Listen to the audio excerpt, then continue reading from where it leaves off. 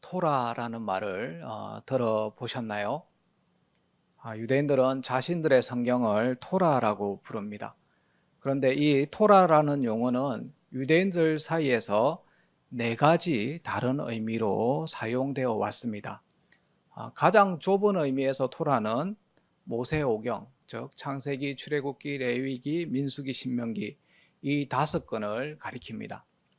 두 번째로 토라는 구약 성경 전체, 곧 창세기부터 말라기까지 39권의 책을 의미하기도 합니다. 세 번째로는 구약 성경과 탈무드, 즉 성경과 그 해설서까지 포함하는 의미로 쓰입니다.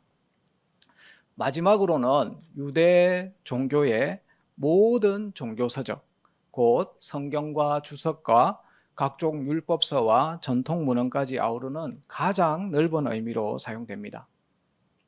이 네 가지 용법 중에서 자주 쓰이는 의미는 첫 번째와 두 번째입니다. 즉 모세오경과 구약 전체를 가리켜 토라라고 부릅니다.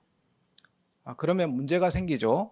누군가가 토라라고 말하면 이게 모세오경을 뜻하는지 아니면 구약 성경 전체를 의미하는지 혼동될 때가 많았습니다. 그래서 유대인들은 이런 혼동을 줄이기 위해서 구약 성경 전체를 따로 구분하기 위해서 타나크라는 용어를 만들었습니다. 정리하면 유대인들은 일반적으로 모세오경을 토라라고 하고 구약 성경 전체를 타나크라고 부릅니다. 지난 설교에서 언급했던 사두개인들은 토라, 즉 모세오경을 강조했죠. 그래서 제사를 강조했기 때문에 모세오경만을 하나님의 말씀으로 인정했습니다.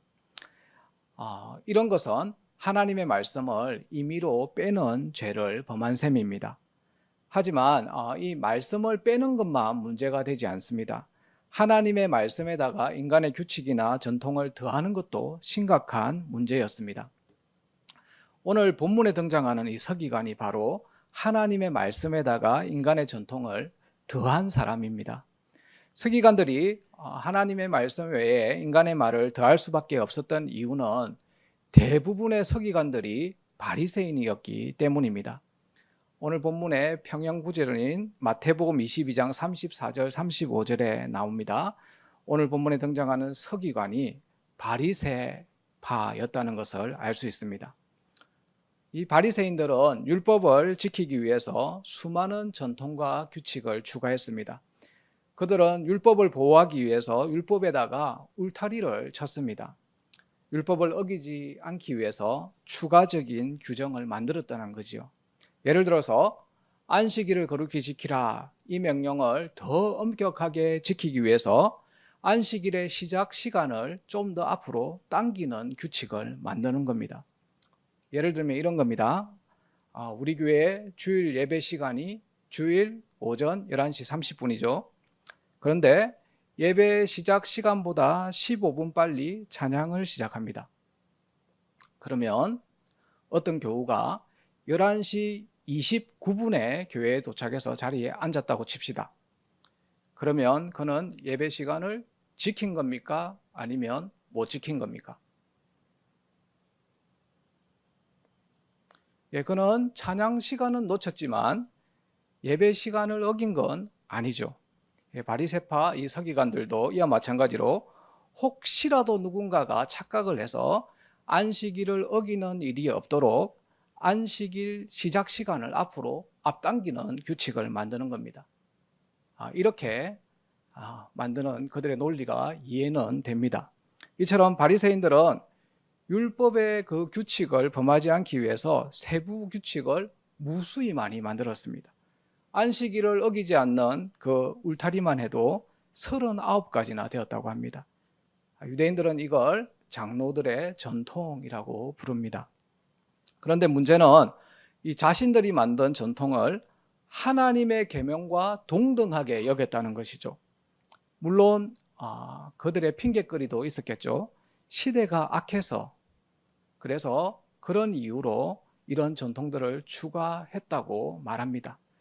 하지만 결국 그들은 하나님의 말씀에다가 사람의 전통을 더하는 죄를 범한 것입니다. 정리하면 본문에 등장하는 이 바리새파 서기관들은 율법을 지키기 위해서 수많은 규칙을 더했고 그 과정에서 하나님의 말씀에다가 사람의 전통을 더하는 오류에 빠져 있었던 자들입니다. 그렇다면 그 당시 그들이 지켜야 할 율법의 개수는 몇 개 정도 되었을까요? 유대 전통에 따르면 모세오경에 나오는 계명이 총 613개라고 합니다.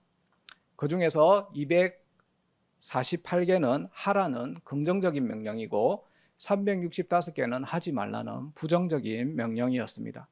그런데 이게 다가 아니죠. 서기관들이 이 613개의 계명에다가 울타리를 쳤습니다. 울타리 개수가 1500여 개나 되었습니다. 이런 상황에서 모든 율법을 완벽하게 지켜낸다는 것은 매우 어려웠고 유대인들에게는 큰 부담으로 다가왔습니다. 이런 배경 때문에 바리새파 서기관들이 예수님께 오늘 질문을 던지는 겁니다. 그 질문이 본문 28절이죠. 모든 계명 중에 첫째가 무엇이니까? 이 질문은 단순한 호기심이 아닙니다. 울타리를 너무 많이 만들어 놓다 보니까 계명끼리 충돌하는 상황도 있었기 때문에 율법의 핵심이 무엇인지 알고 싶은 마음의 한 질문입니다. 이처럼 당시 유대 사회에서는 율법의 개수와 복잡성 그리고 그 우선순위에 대한 고민이 매우 컸습니다. 예수님께 던진 이 질문 역시 이런 시대적인 배경 때문에 비롯된 것이었습니다. 그런데 질문의 의도가 그게 전부는 아니었습니다. 마태복음 22장 35절을 보면 이 질문은 예수님을 시험하기 위해서 던진 질문이라는 것을 분명하게 기록해 놓고 있습니다. 그들의 질문이 겉으로는 신학적인 질문처럼 보이지만 실제로는 예수님을 시험하려는 숨은 의도가 있었다는 것이지요. 만약 예수님이 어떤 특정 계명만 강조한다면 다른 계명을 중시하는 사람들이 예수님을 비판하게끔 만들려는 의도가 있었습니다. 그래서 갈등을 유발해서 예수님과 그들을 싸우게 하려는 것이었습니다. 이처럼 이 바리새파 서기관들의 질문은 그들의 궁금증 해결을 하고 동시에 예수님의 실수를 유도해서 예수님의 권위를 악화시키려는 그런 함정이기도 한 것입니다. 지금까지 이 서기관들의 질문의 배경과 질문의 내용에 대해서 살펴보았습니다. 이제부터 예수님께서 어떻게 답변하시는지 답변을 보겠습니다. 답변은 29절부터 31절에 나옵니다. 예수님의 답변을 자세하게 보면 율법 중에 더 중요하고 또는 덜 중요한 계명이 있다는 것을 알 수 있습니다. 어떻게 알 수 있습니까? 첫째는, 둘째는 이 말이 우선순위를 나타내기 때문이죠. 예수님이 첫째로 중요한 계명을 말씀하십니다. 첫째는 이것이니 이스라엘아 들으라. 주 곧 우리 하나님은 유일한 주시라. 내 마음을 다하고 목숨을 다하고 뜻을 다하여 힘을 다하여 주 너의 하나님을 사랑하라 하신 것이요. 이 말씀 많이 들어봤죠? 어디에 나오는 말씀입니까? 신명기 6장 셰마 말씀입니다. 들으라 라는 이 단어가 히브리어로 셰마입니다. 셰마는 유대인들이 태어나면서부터 가장 많이 배우는 계명이었고 죽기 직전까지 고백했던 계명입니다. 유대인들은 이 말씀을 아침과 저녁 하루에 2번씩 일평생 동안 암송했습니다. 그러니까 셰마는 유대인들의 삶 그 자체였다고 볼 수 있습니다. 이 계명이 유대인 민족의 정체성과 신앙을 4000년간 지켜온 근간이라고 해도 과언이 아닙니다. 예수님도 이 말씀을 고백한 서기관을 보면서 그래, 너의 말이 옳다라고 인정을 하셨습니다. 하나님 사랑이 율법의 첫째 되는 계명이라는 것을 확인시켜 주신 것입니다. 이어서 예수님은 둘째로 중요한 계명도 말씀하십니다.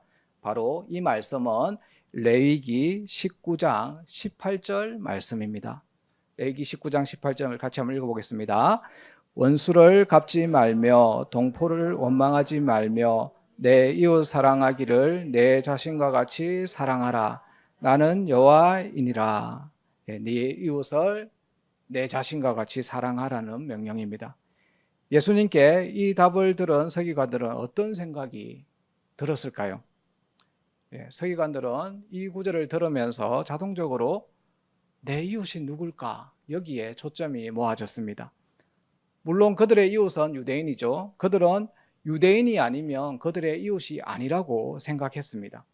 그런데 오늘 본문에는 안 나오지만 본문의 또 다른 평행 구절인 누가복음 10장에 보면 이 말씀 다음에 선한 사마리아인의 비유가 이어집니다. 이 비유에서 진정한 이웃은 선한 사마리아인이죠. 강도를 도왔던 선한 사마리아인이 진정한 이웃입니다. 예수님은 유대인들이 그토록 싫어했던 사마리아인은 물론 심지어 원수까지도 이웃의 범주에 포함시켜야 한다고 답변을 하신 겁니다. 여기까지 본문에 대한 간략한 설명이었습니다. 이제 우리가 오늘 본문을 좀 더 깊이 한번 살펴보기를 원합니다. 그게 뭐냐 하면 예수님이 첫 번째 계명을 말씀하신 후에 서기관들이 질문하지 않았던 두 번째 계명을 말씀하셨다는 점입니다. 예수님은 왜 묻지도 않은 질문에 대답했을까요? 예수님의 의도는 하나님 사랑과 이웃 사랑, 이 둘은 분리될 수 없는 관계임을 보여주신 겁니다. 그리고 이 둘의 관계는 우선순위가 있다는 것도 보여주신 것입니다. 그래서 첫째는, 둘째는 이렇게 순서를 두고 말씀하신 것이죠. 하나님 사랑과 이웃 사랑의 관계에 대해 여러 유형이 존재합니다. 크게 4가지 유형이 존재합니다. 교회 여러분 화면을 한번 보시고 이 중에서 어떤 것이 올바르다고 생각하는지 한번 하나를 선택해 보시기 바랍니다. 이 4가지를 순차적으로 소개하겠습니다. 첫째, 이웃 사랑 없는, 이웃 사랑하지 않고 하나님 사랑이 가능하다는 입장입니다. 이건 이단들에게서나 가능한 말이죠. 가능하지 않은 걸 두고 가능하다고 우기면 곤란합니다. 첫 번째는 탈락입니다. 둘째, 하나님 사랑 없는, 하나님 사랑 없이 이웃 사랑이 가능하다는 입장입니다. 세상 사람들은 이게 가능하다고 보죠. 그러나 적어도 기독교인인 우리는 그렇게 보지 않습니다. 이것도 정답이 아닙니다. 셋째, 하나님 사랑과 이웃 사랑 둘 다 있어야 한다는 입장입니다. 이것이 정답에 가까워 보이지만 이것도 정답이 아닙니다. 왜냐하면 여기에는 우선순위가 없기 때문입니다. 단순히 둘 다 해야 한다는 명령만으로는 우선순위가 불분명해질 수 있습니다. 명령이 추상적이고 때로는 강제적이고 억압적으로 느껴질 수도 있습니다. 그래서 이 또한 정답이라고 볼 수는 없습니다. 정답은 넷째, 하나님 사랑과 이웃 사랑이 모두 반드시 필요하지만 하나님 사랑이 우선이다는 입장입니다. 오늘 본문에서 예수님께서 하나님 사랑을 첫째 계명으로, 이웃 사랑을 둘째 계명으로 말씀하신 이유도 이 순서를 분명히 하신 겁니다. 하나님 사랑이 근본이 되고 이웃 사랑은 그 사랑에서 흘러나오는 필연적인 결과라는 것이죠. 하나님을 진정으로 사랑한다면 반드시 이웃 사랑이 따라오게 되어 있다는 것입니다. 로마서 13장 8절과 10절 말씀이 이를 증명합니다. 같이 한번 읽어보겠습니다. 피차 사랑의 빚 외에는 아무에게든지 아무 빚도 지지 말라. 남을 사랑하는 자는 율법을 다 이루었느니라. 사랑은 이웃에게 악을 행하지 아니하나니 그러므로 사랑은 율법의 완성이니라. 여기서 말하는 사랑은 이웃 사랑입니다. 이웃 사랑이 율법의 완성이라고 합니다. 하나님 사랑의 구체적이고 실체적인 표현이 이웃 사랑이다라는 것이죠. 하나님 사랑이 뿌리이고 이웃 사랑이 열매입니다. 하나님을 사랑하는 자는 자연스럽게 이웃을 사랑하게 되어집니다. 그러니까 이웃 사랑이 없는 하나님 사랑은 실제로 존재할 수 없다는 것입니다. 결론적으로 하나님 사랑과 이웃 사랑은 서로 분리되지 않습니다. 하나님 사랑이 반드시 우선입니다. 그래서 하나님 사랑이 진짜라면 반드시 이웃 사랑으로 완성되어져야 합니다. 이제 오늘 말씀을 가지고 이 말씀 우리 삶에 한번 적용해 보고자 합니다. 하나님 사랑과 이웃 사랑을 어떻게 실천하면 될까요? 아주 막연하죠. 예수님은 우리가 막연해 할 걸 아시고 하나님 사랑과 이웃 사랑의 본을 직접 보여주셨습니다. 예수님보다 더 좋은 모델이 없죠. 예수님이 왜 세상에 오셔야만 했습니까? 삼위 하나님께서 상호 내주하시면서 사랑의 사귐 가운데서 결정하신 그 일을 이 땅에서 이루시기 위해서 오셨습니다. 그 순종이 하나님 사랑의 절정입니다. 그래서 죄인들을 위해서 오셔서 십자가를 지셨죠. 이게 바로 이웃 사랑의 절정입니다. 그렇다면 오늘 말씀을 통해서 우리가 얻어야 할 적용점은 명확해집니다. 바로 하나님 사랑과 이웃 사랑의 모델이신 그 예수님을 본받으면 되는 것입니다. 예수님을 따라하면 되는 것입니다. 그럼 예수님을 본받는 것은 뭘까요? 예수님을 본받기 위해서 우리에게 꼭 필요한 것이 있습니다. 그게 뭐냐 하면 관심입니다. 정확히 말하면 예수님의 관심사에 대한 관심이 필요합니다. 예수님께서 어디에 관심을 두셨는지를 살피고 거기에 나의 관심을 두는 것입니다. 이런 찬양이 있죠. 주의 손에 나의 손을 포개고 주의 발에 나의 발을 포개는 겁니다. 그러니까 예수님이 하시는 일에 내가 일손을 거두는 겁니다. 우리 교회를 향한 예수님의 관심은 무엇일까요? 어떤 분들은 예배라고 할 수도 있고 어떤 분들은 주일학교, 청년부, 또 소모임, 구역모임, 각 사역부서라고 할 수 있습니다. 그러나 이 모든 것을 아우르는 예수님의 관심은 한 사람입니다. 우리 교우들 한 사람 한 사람입니다. 예수님은 우리 교우들을 섬기기 위해서 이 땅에 오셨고 죄인들을 살리기 위해서 육신을 입고 이 땅에 오셨고 십자가에 죽으셨습니다. 하나님을 사랑하는 자는 하나님께서 사랑하시는 한 사람에게 관심을 가져야 합니다. 그래서 하나님이 그 사람을 사랑하니까 나도 그 사람을 사랑하는 겁니다. 그렇게 섬기다 보면 내가 어느새 하나님의 일을 하고 있다는 것을 발견하게 되는 겁니다. 간혹 초양간에서 이렇게 지나가다 보면 처음 보는 사람들이 보일 겁니다. 그 사람이 누굽니까? 새신자죠. 그럼 어떻게 그 사람을 봤을 때 어떻게 하셨습니까? 새가족부에서 챙기겠지. 그게 아니죠. 먼저 찾아가서 말을 걸어야 합니다. 그 사람께 말을 걸었더니 그냥 집에 가겠다고 하면 어떻게 해야 됩니까? 잘 가십시오 이렇게 하는 게 아니라 정문까지 함께 걸어가면서 말동무가 되어주는 거죠. 다음 주에 뵙겠습니다. 교우 중에 또 두통약을 찾는 교우가 있으면 어떻게 해야 됩니까? 내가 가진 게 다행히 있으면 그걸 주면 되죠. 없으면 어떻게 됩니까? 빨리 저기 앞에 정문 앞에 CU에 가서 진통제를 사와서 그 교우에게 전달해야 합니다. 이것이 바로 섬기는 거죠. 예수님께서 관심을 가지고 있는 그 사람에게 내가 관심을 쏟는 것. 이것이 예수님께서 말씀하신 하나님 사랑과 이웃 사랑의 모습입니다.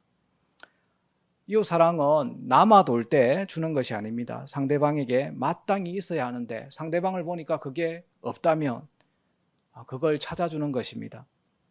사랑 결핍 걸린 사람은 사랑해주면 되고 인정 결핍을 인정 욕구가 있는 사람은 인정해주면 되고 먹을 게 없는 사람에게는 먹을 걸 주면 됩니다. 이게 성경에서 말하는 11조의 원리잖아요. 내 것의 일부를 필요한 사람에게 나누어 주는 것입니다.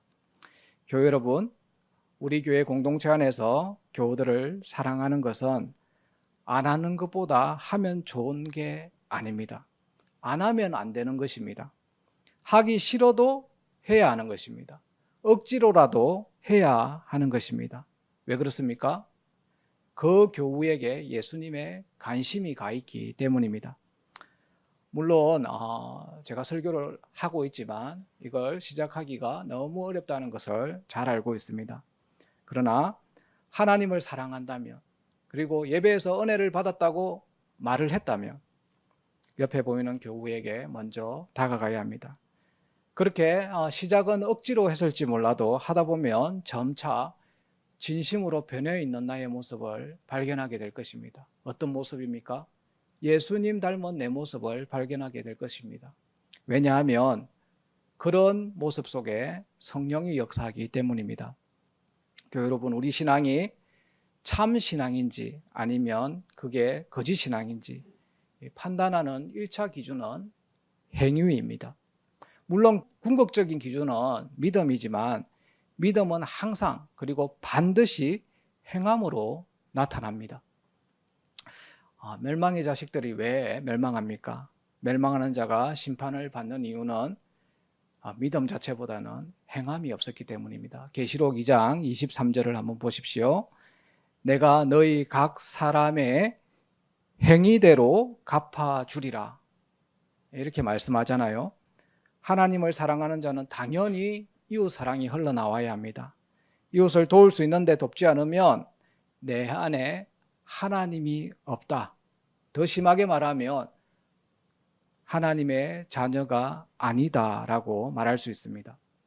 교회 여러분, 하나님을 사랑하는 자는 예수님의 관심사에 관심을 가져야 합니다. 그래서 예수님의 일을 거들다가 예수님과 같이 일을 하다 보니까 어느새 내가 예수님의 친구가 되어 있고, 또 예수님이 저 교우를 위해서 죽었는데 어떻게 예수님이 관심을 가지는 저 교우를 내가 무심하게 대할 수 있을까, 이런 마음이 생겨서 그를 돕고 있고, 그래서 내가 어느새 예수님의 일을 하고 있는 하나님의 사람으로 발견되어진다는 것입니다. 이게 바로 오늘 본문에서 예수님께서 서기관들이 묻지도 않았던 두 번째 계명, 이웃 사랑을 말씀하신 이유입니다. 말씀을 정리하겠습니다. 첫째 계명과 둘째 계명의 우선순위에 따라 이 둘을 다 지키는 자에게 예수님께서 마지막 말씀을 주십니다. 그게 34절이죠. 네가 하나님 나라에서 멀지 않도다. 대체 멀지 않는 이 하나님 나라는 뭘까요? 예수님 자신이 하나님 나라죠. 하나님 나라의 다스림을 이 땅에서 구현하시는 예수님을 통해서 하나님 나라를 경험할 때가 멀지 않았다는 것이죠. 하나님 나라를 경험하는 그 구체적인 방법이 예수님을 본받는 행위, 하나님 사랑과 이웃 사랑을 통해서만 현실이 되어진다는 것입니다. 그리고 그 첫걸음은 하나님 사랑입니다. 우선순위가 중요합니다. 하나님을 사랑하면 하나님의 관심사에 나의 관심이 가게 되어 있고, 하나님을 사랑해서 하나님의 일을 거들다 보면은 어느새 내가 하나님의 일, 즉 이웃 사랑을 하고 있음을 발견하게 될 것입니다. 교회 여러분, 하나님은 하나님의 일을 돕는 자들을 나의 종이다라고 불러주십니다. 오직 사랑으로 서로 종로로 타는 저와 여러분들이 다 되어질 수 있기를 간절히 바랍니다. 우리 함께 찬양하겠습니다. 주의 손에 나의 손을 포개어 찬양하고 기도하는 시간을 가지겠습니다.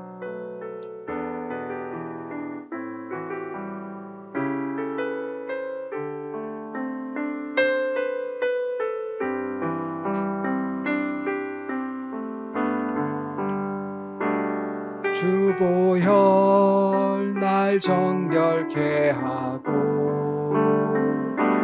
주보혈 날 자유케 하니, 주 앞에 나 예배하는 이 시간 나의 모든 것을 주께 드리네.